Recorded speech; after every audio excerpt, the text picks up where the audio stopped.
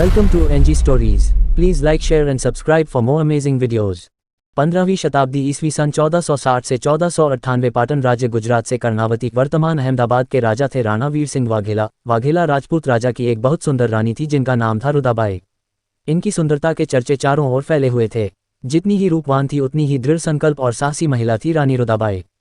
राणा वीर सिंह वाघेला, इनके राज्य ने कई तुर्क हमले झेले थे पर कामयाबी किसी को नहीं मिली। सुल्तान बेघारा ने सन 1497 पाटन राज्य पर हमला किया। राणा वीर सिंह वाघेला के पराक्रम के सामने सुल्तान बेघारा की 40,000 से अधिक संख्या की फौज 2 घंटे से ज्यादा टिक नहीं पाए। सुल्तान बेघारा जान बचाकर भागा, लेकिन सुल्तान बेघारा की नज़र रानी रुदाबाई पर थी। वो रानी को युद्ध में जीतकर अपने हरम में रखना चाहता था।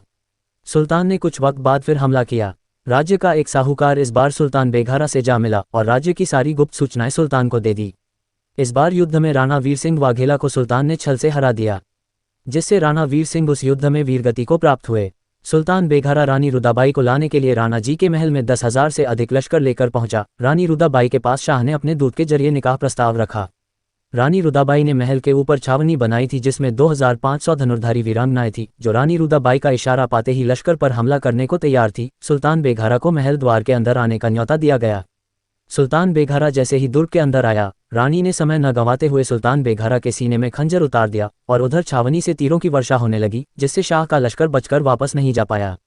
सुल्तान बेघारा का सीना फाड़कर रानी रुदाबाई ने कलेजा निकालकर कर्णावती शहर के बीचों बीच लटकवा दिया और उसके सर को धड़ से अलग करके पाटन राज्य के बीच टंगवा दिया। साथ ही यह चेतावनी भी दी कि कोई भी आक्रांता भारतवर्ष पर या हिंदू नारी पर बुरी नजर डालेगा तो उसका यही हाल होगा। इस युद्ध के बाद रानी रुदाबाई ने राजपाट सुरक्षित हाथों में सौंपकर जल समाधि ले ली ताकि कोई भी तुर्क आक्रांता उन्हें अपवित्र न कर पाए।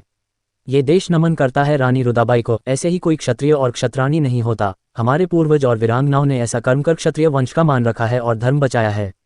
हमारी वीरांगनाएं भी बहुत ही शक्तिशाली और साहसी नारियां थीं, जो अपनी अस्मत को बचाने के लिए अपनी जान दे देती थी। गर्व है हमें अपने इतिहास पर। हमारी वीडियो देखने के लिए धन्यवाद।